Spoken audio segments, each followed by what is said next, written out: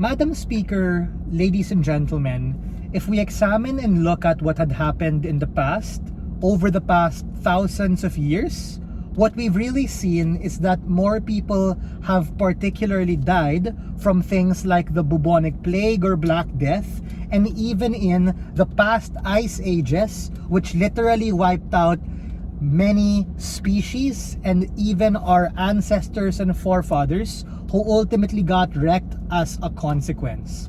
This particular debate is not about what is better or what's worse or what exactly is particularly more dangerous, but this debate is particularly about why the tipping point of humanity getting cooked or ended is in nuclear war or these externalities with natural stuff that we can't control. And simply, what we're going to tell you coming from opening opposition is that the tipping point, precisely for the reasons that the previous speaker has stated, that we don't have the technological capacity to predict with absolute certainty when these things are gonna happen, that exactly make it so dangerous.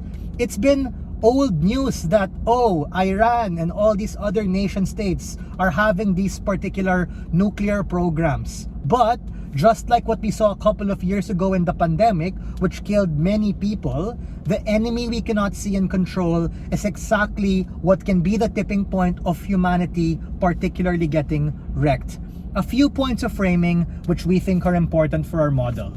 The first is, this debate is also about the context of what has humanity done in the past that is likely to affect the present to be able to cook the future. Meaning, it's not about, earthquake happening now or nuclear thing happening now, but it's also about looking at the context of what those things particularly have done.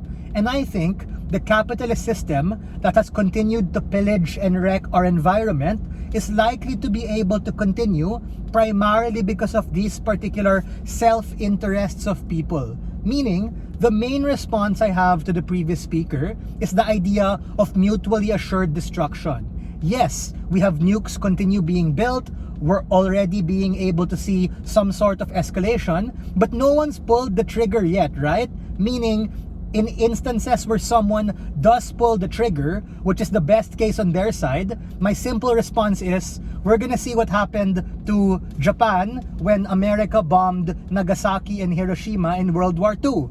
They are going to yield.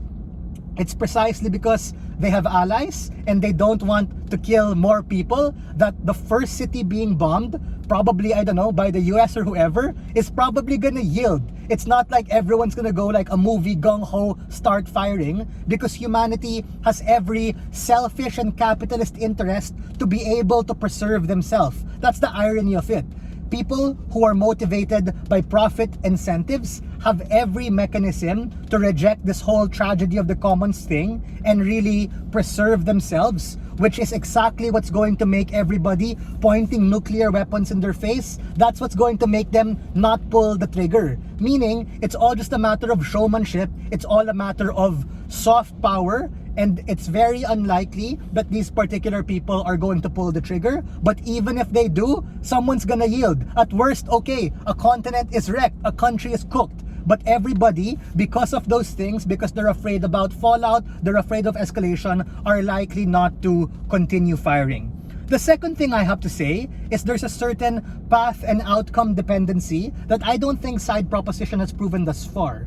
They have to be able to give us structural reasons, not why nuclear weapons are bad, which the previous speaker did, but why that in and of itself is the sole particular path and tipping point towards humanity particularly being wrecked. And I think it's simple math, right? It's one outcome of a nuclear weapon happening and everyone going boom, boom, boom, firing. But compared to our comparative, there are just so many variables that can go wrong. Things like earthquakes with the potential really big one potentially gonna happen and cook Japan, or even, God forbid, another health crisis and pandemic for whatever reason. These invisible enemies and things we cannot particularly control become exactly what we're particularly afraid of. Like, literally, it's entirely possible that at some point, a huge ass asteroid is gonna smash onto the Earth and probably particularly wreck us. It's exactly because of capitalism and because of these selfish geopolitical interests that people are just using so much of these non-renewable resources and oil. Meaning,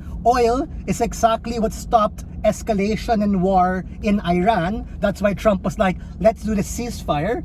But that's literally what's likely to be able to continue pillaging the environment, wherein we continue extracting black gold or oil in order to fuel our own selfishness. The constant is Mother Earth continues to be wrecked, and it's only a matter of time till we see some sort of natural protectionism for them to be able to feel the brunt of it. Meaning the Earth at some point will want to be able to heal itself, whether you believe that or not. But the risk of other things happening precisely because of our human action is likely to be able to wreck us with that particular regard. The third thing I have to say is just take a look at what had happened in the Ice Age, in COVID, and in other past particular plagues, is that those likely become the tipping point. Why?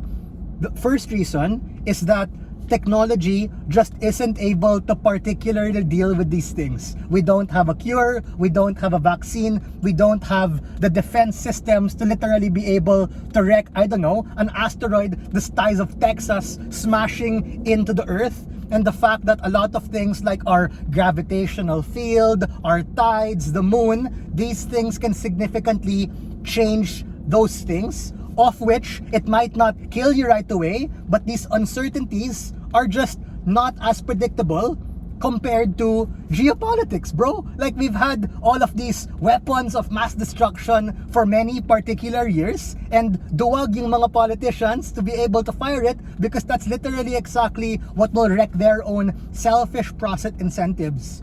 What am I trying to say? And the biggest impact here is that the enemy we cannot see and control is exactly who have the particular advantage over us. They are not human, they cannot be negotiated with, they cannot be seen, which exactly what make them so particularly dangerous that can likely become the cataclysmic tipping point for humanity. For all of these reasons, I'm very proud to stand on side negative.